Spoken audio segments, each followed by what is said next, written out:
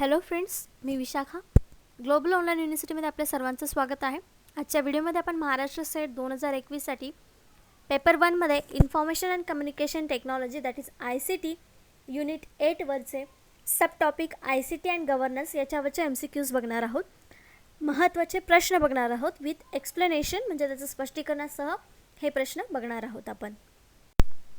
त्याआधी जे students Maharashtra SET 2021साठी preparation करत आहेत त्यांच्या प्रिपरेशनला असिस्ट करण्यासाठी, बूस्ट करण्यासाठी, आणखीन स्ट्रॉंग करण्यासाठी आमच्याकडे एक टेस्ट सिरीज अवेलेबल आहे पेपर 1साठी, ज्यामध्ये तुम्हाला मिळणार आहेत PYQs म्हणजे प्रिव्हियस इयर क्वेश्चन्स 2011 ते 2020. मागच्या वर्षीच्या पेपरचं ॲनालिसिस करणं खूप महत्त्वाचं असतं. त्यामुळे टेस्ट सिरीजमध्ये या प्रकारचे PYQs टेस्ट फॉर्मॅटमध्ये तुम्हाला देण्यात आलेले आहेत विथ कम्प्लीट सोल्युशन, म्हणजे तुमचं ॲनालिसिसही होईल आणि प्रॅक्टिसही होणार आहे. तसेच 40 टेस्ट देण्यात आलेले आहे कंप्लीट सिलॅबसवर, म्हणजे प्रत्येक युनिटवरती 2 टेस्ट आणि फुल सिलॅबस नोट्स आहेत इंग्लिश आणि मराठी दोन्ही लँग्वेजमध्ये. ज्या लँग्वेजमध्ये तुम्हाला कम्फर्टेबल आहे नोट्स वाचणं किंवा रीड करणं ती लँग्वेज तुम्ही प्रिफर करू शकता. शिवाय फुल सिलॅबस व्हिडिओ लेक्चर्स आहेत, 200+ हे व्हिडिओ लेक्चर्स तुम्हाला मिळणार आहेत या पेपर 1साठी. म्हणजे पेपर 1चा पूर्ण सिलॅबस तुमचा या टेस्ट सिरीजमध्ये कंप्लीट होणार आहे आणि येणाऱ्या एक्झामला क्रॅक करण्यासाठी ही टेस्ट खूप हेल्पफुल ठरणार आहे. बघूया आजचा प्रश्न. How many types of e governance? E गव्हर्नन्सचे किती प्रकार आहेत? ई गव्हर्नन्स म्हणजे आपल्याला काय माहिती आहे, ऑनलाईन जे आपण कामं करतो, गव्हर्नमेंटचे जे आपल्याला काही कामं करायचे असतात ते आपल्याला ऑनलाईन सुविधा पुरवण्यात आलेल्या आहे. जसे की आपण वेगवेगळे प्रमाणपत्र घेतो, ते सगळे कशामुळे होतात? ई गव्हर्नन्स सिस्टीममुळे होतात. ती ऑनलाईनची कामं जी गव्हर्नमेंटची आहेत त्याला आपण ई गव्हर्नन्स असं म्हणू शकतो. तर त्याचे किती प्रकार आहेत हा आपला प्रश्न आहे. ऑप्शन्स आहेत 3, 4, 5 की 6. याचं करेक्ट आन्सर आहे 4. ई गव्हर्नन्सचे 4 टाईप आहेत हे आपल्याला स्टडी केल्यानंतरच लक्षात येतात. असं नॉर्मली जर बघायला गेलं तर आपल्याला वाटणार नाही की ई गव्हर्नन्सचे टाईप्स आहेत आणि तेही 4. तर ते टाईप्स कोणते कोणते आहेत आपल्याला बघायचे आहेत. E governance is of 4 types. 4 प्रकारचं ई गव्हर्नन्स आहे. कशा प्रकारचं आहेत? पहिला आहे गव्हर्नमेंट टू सिटीजन, G2C ज्याला म्हणतात. The government to citizen mention the government services that required by the familiar people. Most of the government services come under G2C. जे आपण सर्व्हिसेस बघितल्या की प्रमाणपत्र मिळतात ऑनलाईन, उत्पन्नाचा दाखला, त्याच्यानंतर रहिवासी दाखला, ही सगळ्या ज्या गोष्टी आहेत आपण ऑनलाईनसुद्धा सर्व्हिस प्रोव्हाइड करतो. पासपोर्ट, पॅन कार्ड, हे सगळ्या ज्या गोष्टी आहेत गव्हर्नमेंटच्या ज्या कार्ड्स आहेत ते आपण ऑनलाईन ॲप्लिकेशन करू शकतो. ते कशामुळे? ई गव्हर्नमेंटमुळे. आणि त्याच्यातला पहिला प्रकार आहे गव्हर्नमेंट टू सिटीजन. त्या प्रकारामध्ये ही आपली कामं सगळी होतात. जी गव्हर्नमेंटची सर्व्हिसेस प्रोव्हाइड केल्या जातात ते या प्रकारामध्ये येतात. नेक्स्ट कुठला टाईप आहे? Government to business, G2B. The government to business is an interchange of service between government and business firm. It is productive for both government and business firms. G2B provides access to the partitioned forms needed to observe. तर government to business म्हणजे काय? जे आपले business आहेत, उद्योग आहेत, त्यांच्यासाठी ज्या काय सोयी गव्हर्नमेंट ऑनलाईन पुरवतो किंवा सर्व्हिसेस ज्या गव्हर्नमेंट ऑनलाईन प्रोव्हाइड करण्यासाठी प्रयत्न करत असते, वेगवेगळे लोन्स आहेत, स्कीम्स आहेत, त्याच्यानंतर काही त्यांच्यासाठी नवीन नियम लागू करतात, काही नियम काढून घेतात, त्यांच्यासाठी काहीतरी नवीन ऑनलाईन ही सगळी कामं होतच असतात. सर्व्हिस प्रोव्हाइड करत असते गव्हर्नमेंट, टेंडर भरणं, हे सगळे सर्व्हिस जे आहेत ते गव्हर्नमेंट टू बिझनेस म्हणजे G2B या प्रकारच्या टाईपमध्ये ई गव्हर्नन्स येतं. तर अजून कुठला प्रकार आहे तिसरा? Government to government, G2G. Government to citizen झालं, गव्हर्नमेंट टू बिझनेस झाला. तर गव्हर्नमेंट टू गव्हर्नमेंट काय? Government to government mentions the interaction between different government department, firms and agencies. This increases the efficiency of government process. Government म्हणजे एकच website आहे का? त्याची नाही, त्याच्या वेगवेगळ्या वेबसाईट आहेत किंवा वेगवेगळ्या सर्व्हिसेस आहेत. जसं आपण बघतो स्कॉलरशिपसाठी वेगळी आहे, तुम्हाला दाखले पाहिजे असेल तर वेगळी आहे, पॅन कार्डसाठी वेगळी आहे, म्हणजे जे काय आपल्याला मतदार ओळखपत्र जे पाहिजे असतात त्याच्यासाठी वेगळ्या वेबसाईट आहेत. त्या सगळ्या म्हणजे त्याच्यामध्येच डिपार्टमेंट देखील आहेत पडलेले आणि वेगवेगळ्या प्रोसेस त्यांच्या वेगवेगळ्या आहेत. ऑनलाईनच आहेत, ई गव्हर्नन्सच आहे, पण डिपार्टमेंटसुद्धा वेगवेगळे आहेत, म्हणून ते गव्हर्नमेंट टू गव्हर्नमेंट एक झाला. लास्ट टाईप जो आहे 4th type, government to employee, G2E. The government to employee is a internal part of G2E. It aims to bring employees together and improves knowledge sharing. It provides online facilities to the employee. जसं आपल्याला माहिती आहे PF वगैरेच्या ज्या गोष्टी आहेत त्या ऑनलाईनच होतात. त्याचा आपण चेक करू शकतो. ऑनलाईन PF काढण्यासाठी अर्ज करू शकतो. PF नसेल तर त्याला अर्ज करण्यासाठी ऑनलाईन सर्व्हिसेस आहेत. ही सुद्धा ई गव्हर्नन्स प्रोसेसच आहेत. एम्प्लॉईच्या सुविधा पुरवण्यासाठीच आहेत. मग हा चौथा टाईप आहे ई गव्हर्नन्सचा. तर आज आपल्याला 4 टाईप कळाले ई गव्हर्नन्सचे. कोणते कोणते? G2C that is government to citizen, G2B government to business, G2G government to government, G2E म्हणजे गव्हर्नमेंट टू एम्प्लॉई. हे 4 प्रकार आहेत. हे आपल्याला लक्षात ठेवायचं आहे. नेक्स्ट क्वेश्चन आहे, when did the national e governance plan NEGP begin? म्हणजे नॅशनल ई गव्हर्नन्स प्लॅन जो आहे कधी सुरू झाला? ऑप्शन्स आहेत 2005, 2006, 2008 की 2010. त्याचं करेक्ट आन्सर आहे 2006. राष्ट्रीय ई गव्हर्नन्स योजना NEGP कधी सुरू झाली? तर 2006 या वर्षी झाली. लास्ट सेशनमध्ये देखील आपण NEGP बद्दल बघितलं होतं. NEGP काय करतं याच्यावरती हा प्रश्न होता मागच्या वेळेसचा. आणि आता तो कधी आला होता किंवा कधी अप्रूव्ह झाला होता असा प्रश्न आला. म्हणजे आपल्याला एका संकल्पनेवर, एका कन्सेप्टवर किती कसे प्रश्न येऊ शकतात हे आपल्याला इथे समजतं. तर आजचा जो प्रश्न होता 2006 रोजी ही प्लॅनिंग चालू झाली. तर त्याची थोडीशी डिटेल माहिती बघूया. The government approved the National E-Governance Plans, that is NEGP, comprising of 27 mission mode projects and 8 components. 27 mission मोड होते प्रोजेक्टचे आणि 8 कंपोनंट्स होते. ऑन May 18 म्हणजे 18 मे 2006 रोजी in the year of 2011 4 projects health education PDS and post were introduced to make the list of 27 MPPs to 31 mission mode project MPPS. Mission mode projects MPP म्हणजे mission mode projects, जे सुरुवातीला 27 mission मोड project होते आणि 8 त्याच्यामध्ये component होते. ते पुढे 2011 पर्यंत 27 MPPs आणि 31 मिशन मोड तयार झालेले होते, जे आपल्याला कंप्लीट करायचे आहेत किंवा जे आपल्या देशात राहणाऱ्या प्रत्येक व्यक्तीच्या हिताचे असणार आहेत. त्याच्यामध्ये वेगवेगळे प्रोजेक्ट येतात. 4 project health education PDS and post were introduced. Next question बघूया. Which e commerce model is Amazon, Flipkart and eBay based on? Amazon, Flipkart व eBayवर आधारित हे कोणते कोणते ई कॉमर्स मॉडेल्स आहेत? ई कॉमर्स मॉडेल्स आहेत हे सगळे आपल्याला माहिती आहे. आपण शॉपिंग करत असतो त्याच्यावरती ही सगळी ई कॉमर्सची मॉडेल्स आहेत. पण ते कोणत्या बेसवर आहे? B2B, B2C, C2B आणि C2C.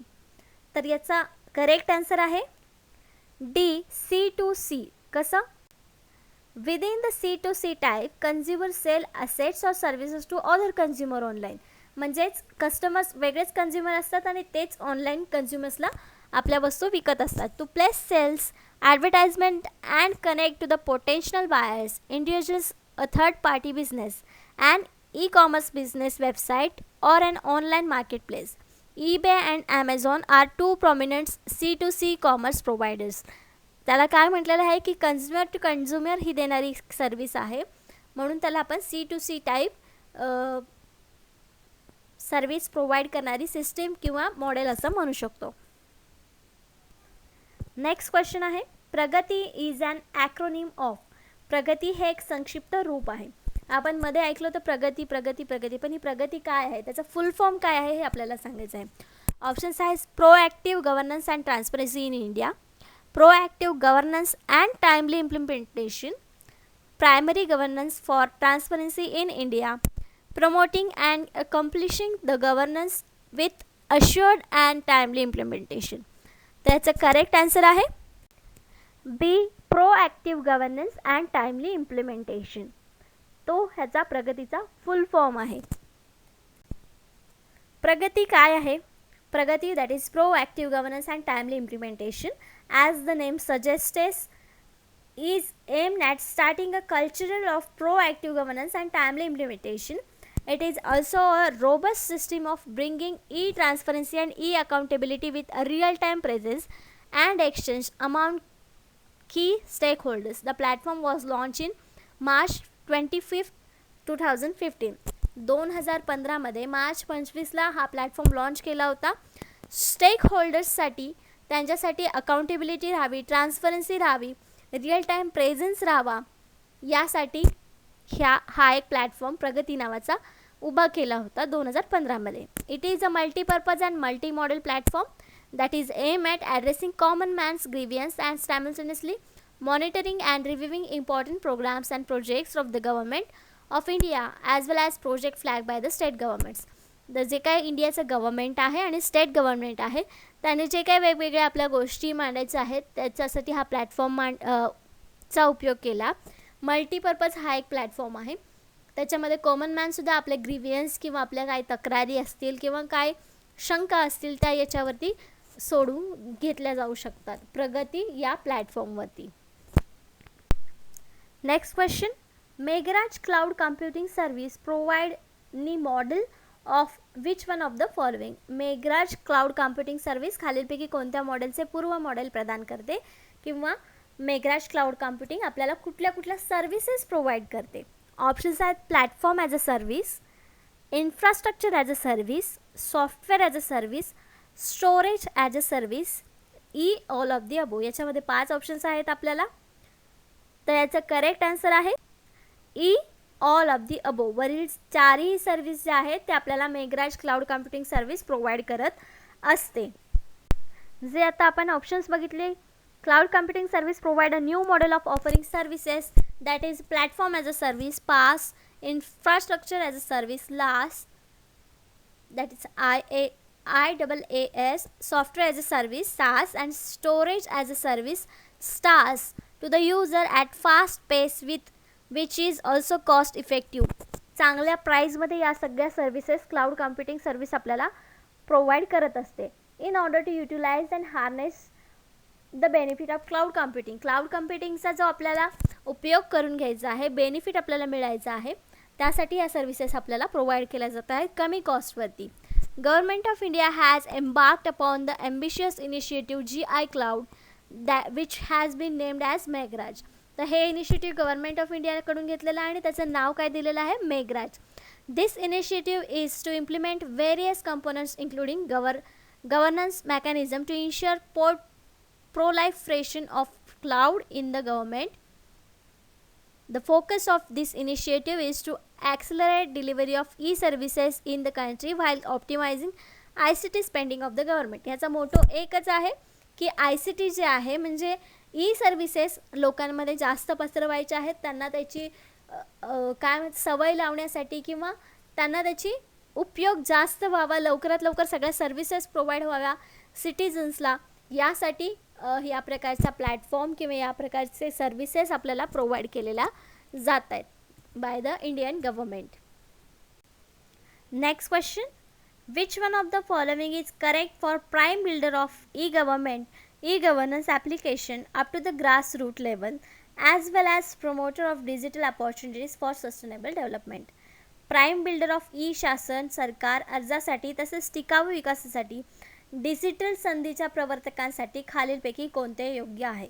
म्हणजे डिजिटल विकास जो आहे, आपले डेव्हलपमेंट आहे, promoters of digital opportunities for sustainable development, या सगळ्याला काय गरजेचं आहे किंवा काय उपयुक्त आहे, योग्य आहे ते आपल्याला सांगायचं आहे.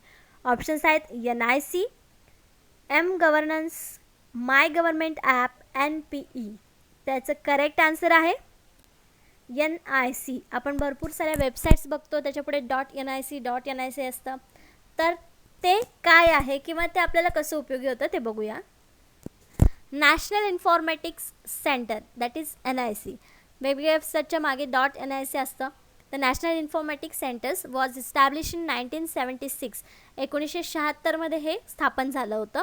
And has scenes emerge as a prime builder म्हणून त्याला आपण एमर्ज केलं होतं ऑफ गव्हर्नमेंटमध्ये. गव्हर्नमेंटचे सर्व्हिस जेव्हा आली त्याच्यामध्ये ह्याला प्राईम बिल्डर म्हणजे मुख्य पाया किंवा बांधणी ज्याला आपण म्हणतो त्याला हे नॅशनल इन्फॉर्मेशन सेंटर बोललं गेलं होतं. Governance applications up to the grassroot levels as well as promoter of digital opportunities for sustainable development.